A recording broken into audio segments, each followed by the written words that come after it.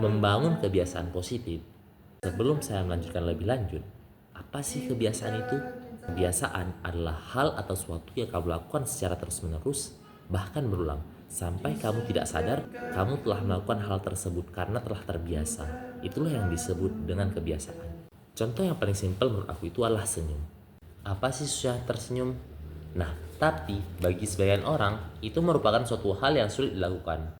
Bayangin, cuman untuk menarik bibir ke atas, untuk membentuk suatu lengkung, terkadang ada sebagian orang itu yang acuh tak acuh ketika berpapas-pasan dengan orang lain. Nah, kuncinya di sini itu diterapkan dan dipraktekkan terus menerus sampai menjadi suatu kebiasaan. Sehingga secara otomatis kita langsung tersenyum jika kita melakukan kontak mata dengan orang lain. Oke, tips yang pertama adalah mulai dari hal kecil atau sederhana. Banyak orang yang menyepelekan hal-hal yang kecil. Padahal hal besar itu berawal dari hal yang kecil. Coba sekarang pikirkan hal-hal kecil yang sering kamu komentari.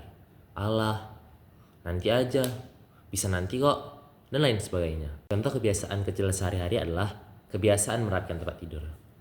Kalian yang masih suka bermalas-malasan merapikan tempat tidur, ubah dari sekarang. Jangan lagi deh males-malesan merapikan tempat tidur. Kenapa begitu? Karena merapikan tempat tidur bisa membantumu menuju ke arah kesuksesan. Lah kok bisa? Tentu bisa. Kata siapa merapikan tempat tidur hanya sekedar membuat kasurmu menjadi rapi, tanpa memberi added value lainnya.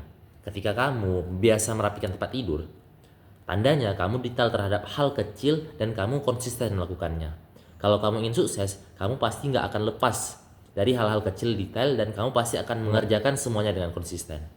Tips yang kedua, tentukan tujuan dan target. Orang-orang akan lebih bersemangat melakukan sesuatu ketika dia tahu tujuan dan targetnya. Melakukan kegiatan positif memang berat, namun jika kita melakukannya demi sesuatu, maka akan lebih giat dan bersemangat. Misalnya berolahraga.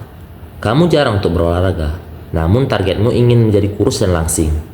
Motivasi tersebut membuatmu bersemangat untuk berolahraga.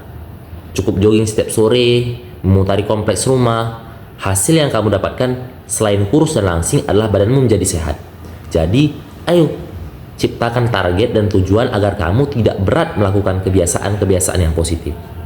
Nah, poin ketiga ini yang menurutku paling penting, yaitu selalu bersyukur. Bersyukur akan segala sesuatu tentu membuat jiwamu menjadi lebih tenang. Menerima keadaan ada dan apa adanya akan menjadikanmu tidak menginginkan banyak hal dan merasa cukup akan segala sesuatu. Bersyukur masih bisa makan hari ini, bergerak, beraktivitas, menambah hal-hal positif di dalam dirimu. Otomatis yang akan keluar dari dalam dirimu itu juga hal-hal yang positif. Bersyukur di setiap waktu akan membuatmu tidak menyepelekan hal-hal yang kecil. Bahkan di saat kamu sulit sekalipun, kamu harus terus bersyukur. Yang keempat adalah jangan pernah takut melakukan kesalahan.